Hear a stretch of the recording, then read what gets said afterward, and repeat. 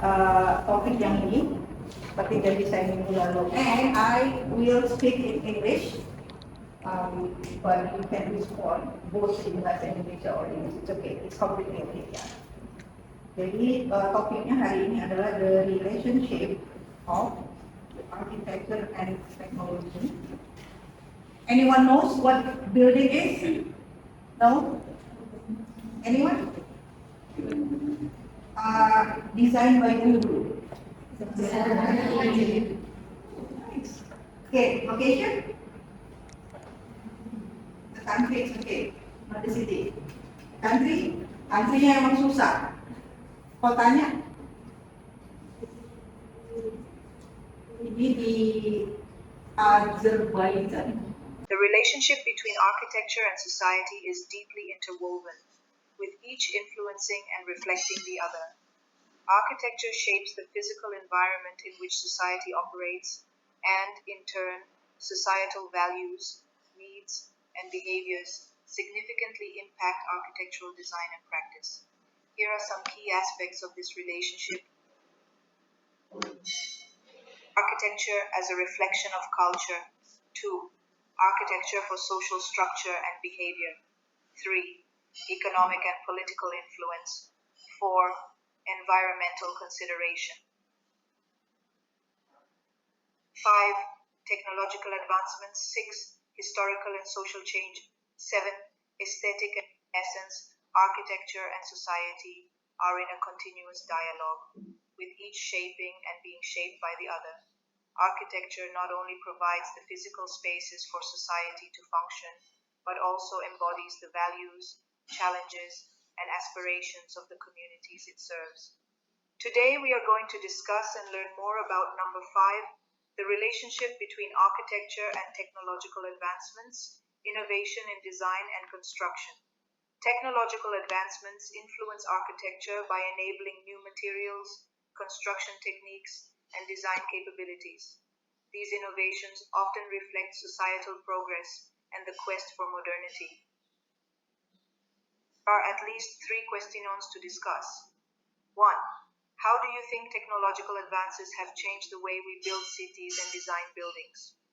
2. Can you think of a building or architectural style that was made possible by technology? And 3. Do you think technology always improves architecture, or can it sometimes limit creativity? Ya, jadi yang pertama adalah teknologi itu influence architecture itu dalam hal tools and materials. As new technologies emerge, they often provide architects with innovative tools and materials that allow them to rethink design possibilities, improve efficiency, and even create entirely new forms of architecture. This has been especially true in modern history, with various technological breakthroughs leading to monumental shifts in architectural design. Example 1, the Industrial Revolution. During the Industrial Revolution, advances in materials like steel, iron, and glass revolutionized architecture. The construction of large buildings and bridges became possible thanks to the development of steel framing and iron girders. One iconic example is the Crystal Palace, built in 1851 in London, which used iron and glass to create a large, open, light-filled space. The same technologies were foundational to the design of skyscrapers later on. The Crystal Palace, designed by Sir Joseph Paxton, was once the crowning glory of London's Hyde Park, attracting audiences from far and wide. Built to house the Great Exhibition of 1851, it only stayed in central London for a year, before being dismantled and reconfigured for its new location in Kent, near London, where it remained for nearly 100 years. Here, it featured a huge range of exhibitions, tourist attractions, and leisure pursuits. But what actually happened to the Crystal Palace? Example 2. The skyscraper. The rise of the skyscraper in the late 19th and early 20th centuries was directly tied to technological advancements like the elevator and steel frame construction. With the invention of the elevator by Elisha Otis in the 1850s and the ability to use steel framing, buildings could be built taller without compromising structural integrity. The Woolworth Building, built in 1913 in New York, often considered the world's first modern skyscraper, epitomizes this new kind of building. Example 3. Digital design tools.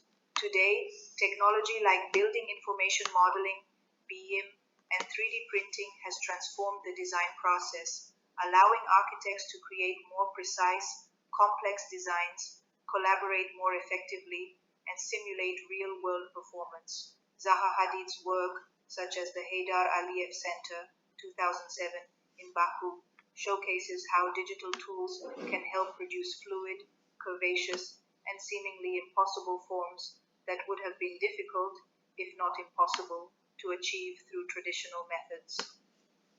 The Heydar Aliyev Cultural Center, designed by Zaha Hadid.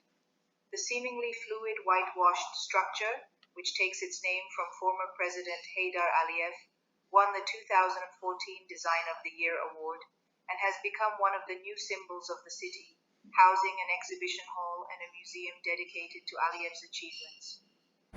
Jadi untuk pameran atau kalau di kita zaman sekarang apa sih namanya, kalau arsitek sedunia berburu exhibition gitu ya. Oke, itu dia di London. Nah jadi when we talk about technology, so scholars itu ahli-ahli biasanya mencontohkan this building as the first one di mana teknologi influencing architecture. 2. Architecture influencing technology, driving innovation. On the flip side, architecture often drives technological innovation. As architects push the boundaries of design, they demand new materials, tools, and methods of construction, which forces technological development to keep pace, smart buildings, and environmental control. In today's world, architects are pushing the envelope in terms of sustainability and energy efficiency, leading to innovations in green technology. Example 1. The Edge Building, built in 2015 in Amsterdam, one of the most sustainable office buildings in the world, incorporates cutting-edge technology like solar panels, automated lighting and temperature control systems, and IoT, Internet of Things, devices that optimize energy consumption. Not have been chosen as the most beautiful building in the world, but the Dutch know what's what when it comes to innovation and sustainability. The Edge by PLP Architecture is the 40,000 square meter Amsterdam headquarters of consulting firm Deloitte, elected the greenest office building in the world. Example 2. Adaptive architecture. As climate change and urbanization have become pressing concerns, architects are increasingly focused on creating adaptive, responsive buildings. For instance, the Sagrada Familia in Barcelona, though not a modern building, had new construction techniques introduced as architects like Antoni Gaudí pushed the boundaries of stone cutting and structural analysis.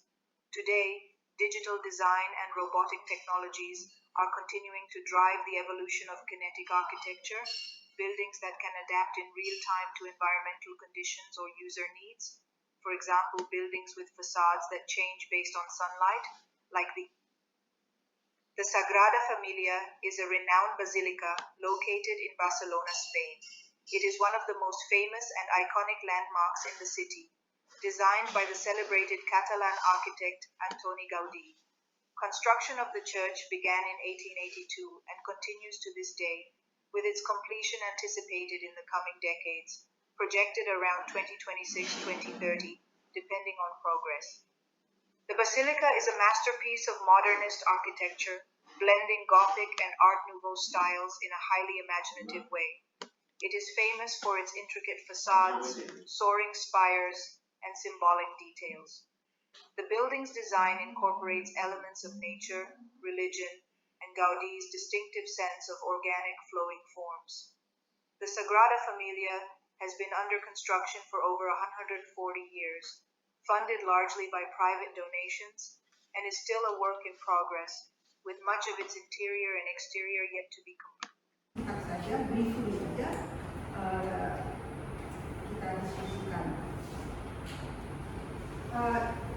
bagaimana how technology influence architecture. Nomor 2 adalah driving innovation. Jadi bukan cuma teknologi mempengaruhi arsitektur, tetapi arsitektur pun bisa juga nge-push arsitektur itu lebih advance lagi.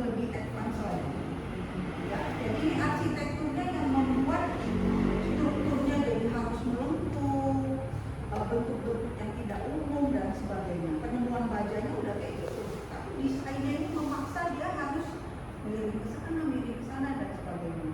Nah, yang pertama dicontohkan sampai yang detik ini saya belum pernah semua pembangunan ini ya. Klaim ada yang pernah? Anyone? Belum juga. Mudah-mudahan ya kapan-kapan ya. Yang berikutnya dicontohkan bagaimana terbalik, justru on the flip side, architecture often drives technological innovation. Jadi desainnya yang membuat bajanya belokkan ke sana dan seterusnya. Desainnya yang membuat. Jadi poin nomor 1 yang kita pelajari adalah nggak selalu arsitekturnya yang involve arsitektur pun akan khusus teknologi supaya desain para arsitek ini tidak kalah gitu, nggak dikorbankan karena keterbatasan teknologi. Yang berikut ini adalah DH Building, ini di Amsterdam. Jadi bentuknya itu kalau tampak dari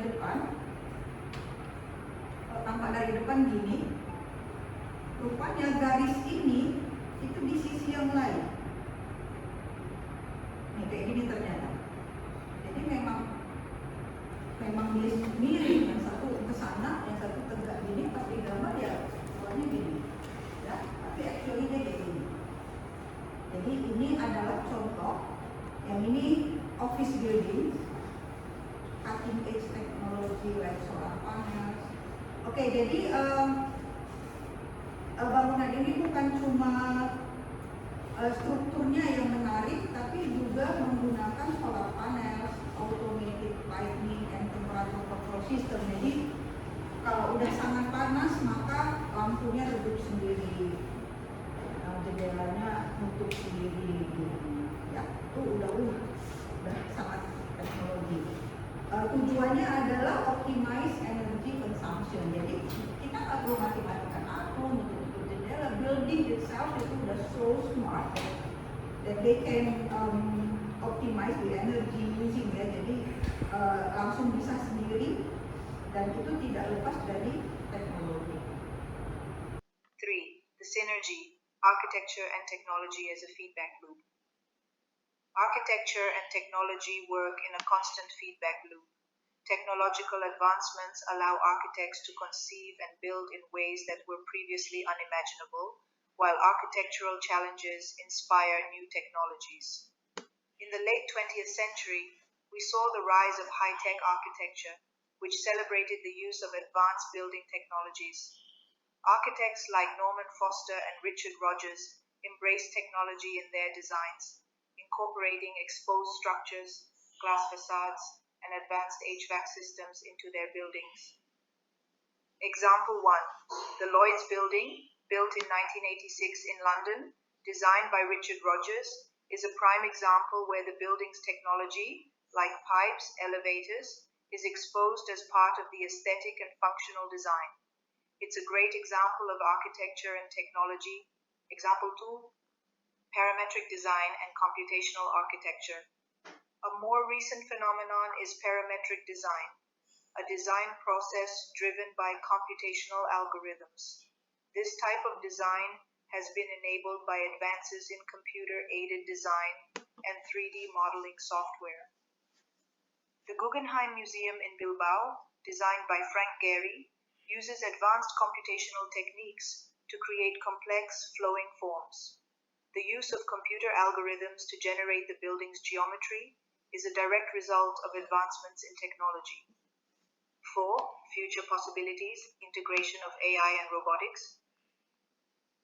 Looking to the future, the integration of artificial intelligence, AI, robotics, and augmented reality, or AR, into architecture is expected to continue transforming how we design and build. AI could assist architects in generating more efficient and sustainable designs, while robotics could enable more complex construction methods, like 3D printing entire buildings or using drones for construction. Example 1. The first 3D printed house was built in China in 2015 by Win Sun Decoration Design Engineering Co. Ltd.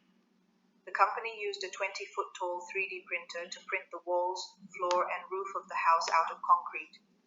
The result was a 2-story, 2,500 square foot house that cost USD 48,000 to build. Example 2. 3D printed buildings advances in 3D printing technology have already led to the construction of 3D printed homes, such as those built by Icon in Texas.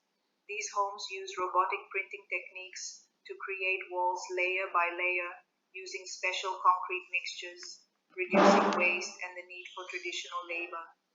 3D printed houses are made using a process called additive manufacturing. This is where layers of material are added together to create a three-dimensional object.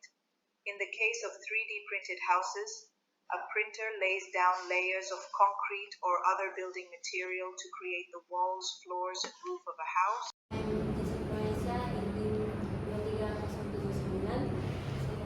I want to ask two things about 3D printing.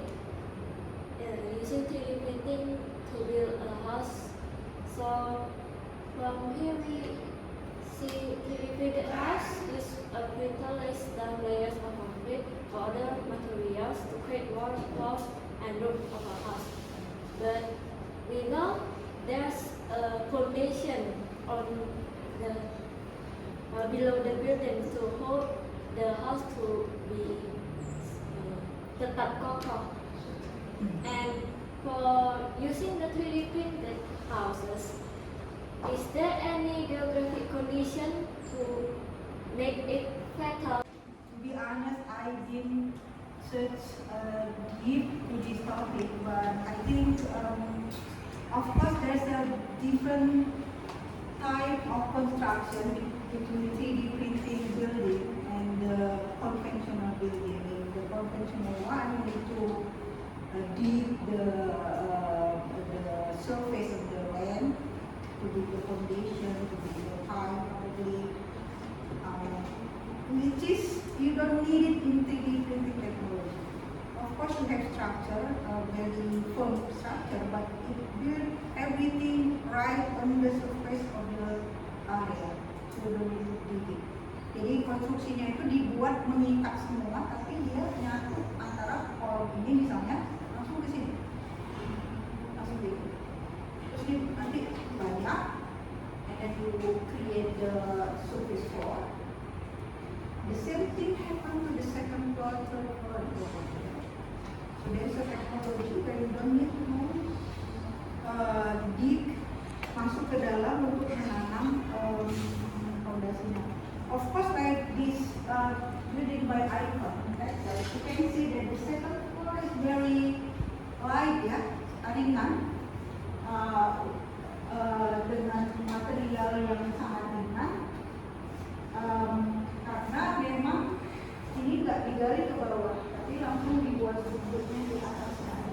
Dia pakai strukturnya karena di bawahnya ini nggak digali ke bawah. Yes, so about the geographic specification. Nah, I don't think so because China already did it like it is in Asia, and then Icon in Texas, which is in America, so I don't think there is geographic limitation for this country. We will explore more. So we only stand in in that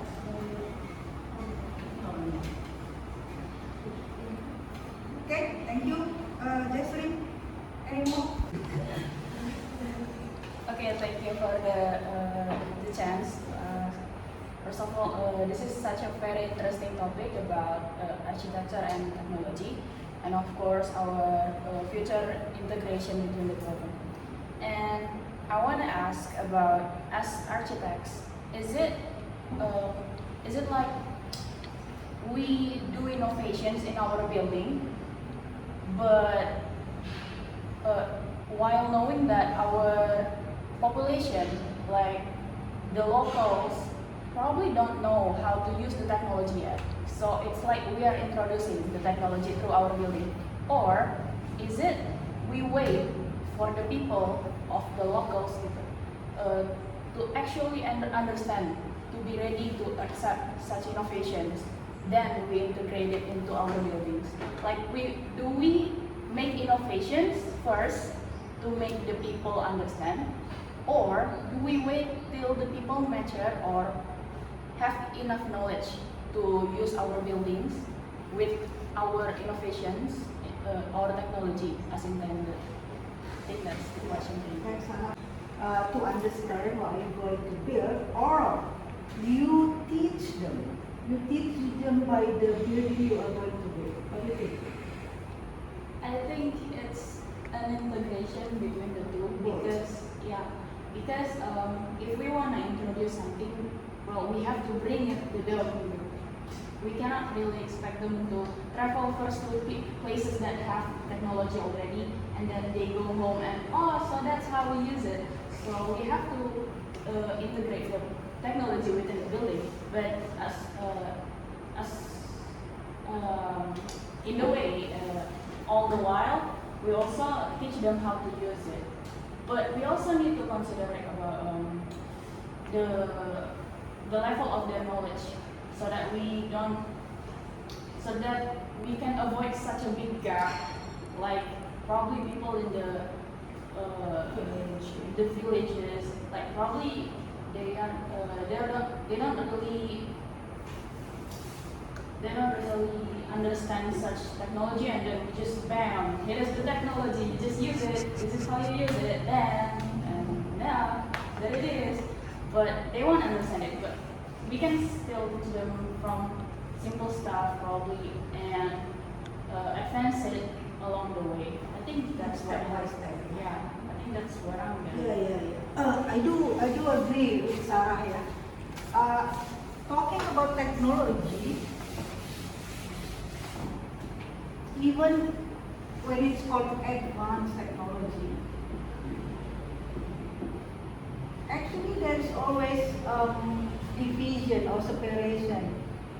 Let's take example of smart building or smart city, for example. Smart building, okay. What comes in your mind when we talk about smart building? For example, automated lighting, for example. Ya, pencahayaan. And then airing, penghawaan.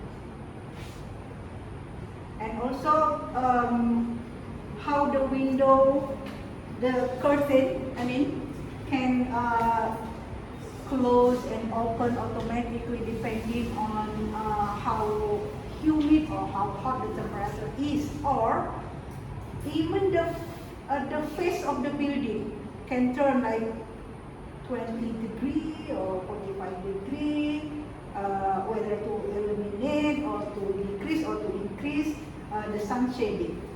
So I think the point to the Sarah question is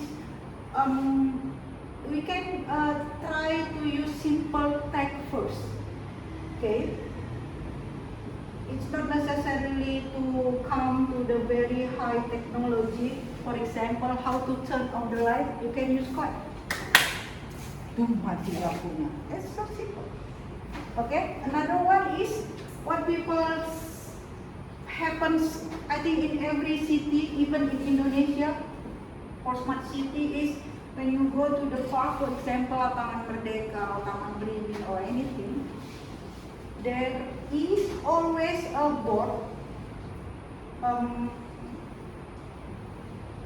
like the temperature, a level of pollutant, oxygen,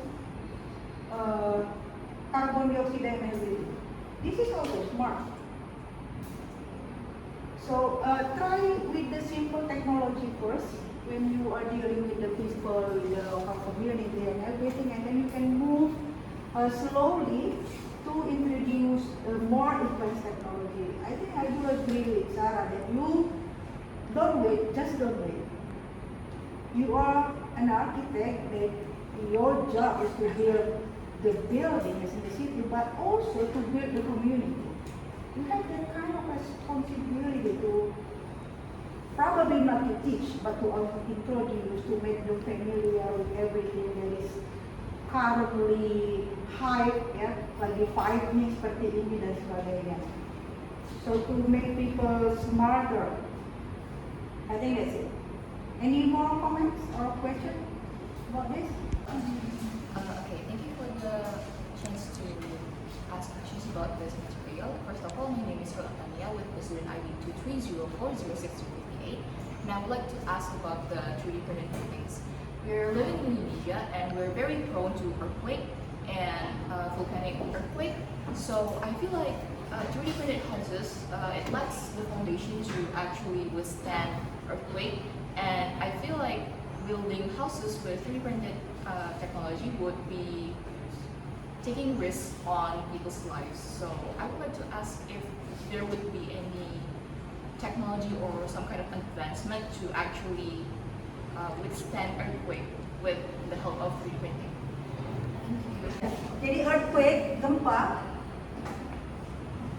Jadi tadi pertanyaan ini ya, pertanyaan Ruth adalah mengenai 3D printed buildings. Bagaimana dengan di Indonesia when we have ring of fire, for example. Jadi ini Indonesia. Itu. We are in the area of very frequently earthquakes.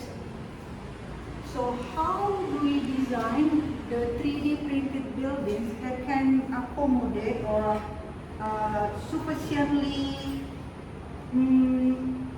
mengatasi ya the give solution to the earthquake problem.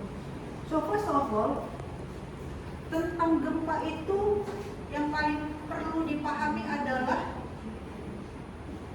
that we don't make it firm. Ini yang paling penting. Or very solid joint. No. Ini dulu yang paling penting. Jadi sambungan-sambungan itu kalau kita bicara gempa justru nggak boleh kaku. No. Ini nggak boleh rigid. Jadi kalau kalian nonton video bagaimana bangunan in Japan built, itu demonya adalah they put the market, the model of the buildings, and then they make a shake like the normal earthquake. Ibu menit ya Bu? Capek lah Bu Mas Arya ini selalu nunggu.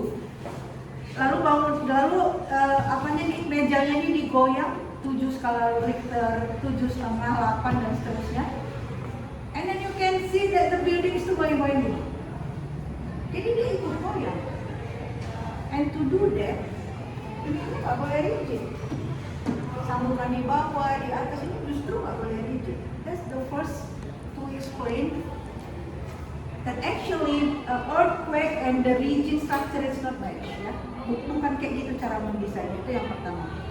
Lalu yang kedua adalah bagaimana mengenai struktur untuk di 3D. I think seperti yang ditunjukkan di gambar-gambar ini memang sangat banyak keterbatasan dari 3D printed building ini. Sangat banyak keterbatasannya. Walaupun juga banyak juga kemudahan-kemudahan yang ditawarkan ya. Tapi menurut saya dia nggak secanggih itulah untuk bisa kayak gitu. Lebih ke kayak kecepatan dan presisinya.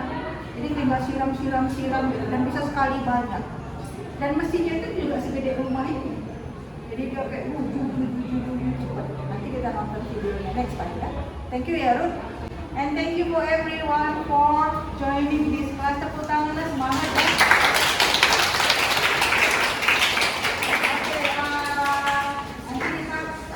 Minggu depan kita akan nonton video dari bangunan-bangunan ini, termasuk kayak gimana sih membangun 3D printed building ini ya. Nanti saya cari videonya, tapi banyak kok sambil jalan kalian pun bisa mengelaborasi semua bangunan yang tadi saya sebutkan, karena we talk about it very briefly ya. Kita bisa dalami lagi nanti minggu depan. Terima kasih semuanya. Selamat pagi. Assalamualaikum warahmatullahi wabarakatuh. Alright, so today we are going to continue our discussion about architecture and technology, but today you are going to present your assignment. This is the third assignment, and we will discuss more about architecture and technology, and the first group is group 2. Please, Aulia and Fresh. I would like to present our material about architecture and technology. The first one is the Eden project. The architects are Grimshaw Architects. It is located in Cornwall, England. This project features two massive campuses. The first one is the larger one. This biome mimics a rainforest ecosystem and holds the title of the largest indoor rainforest in the world. And the second one, this biome simulates a Mediterranean climate. These enclosures replicate distinct natural biomes with each biome composed of hundreds of hexagonal and pentagonal ETFE or ethylene tetrafluoride. Good morning everyone. Now we will present our assignment about architecture and technology.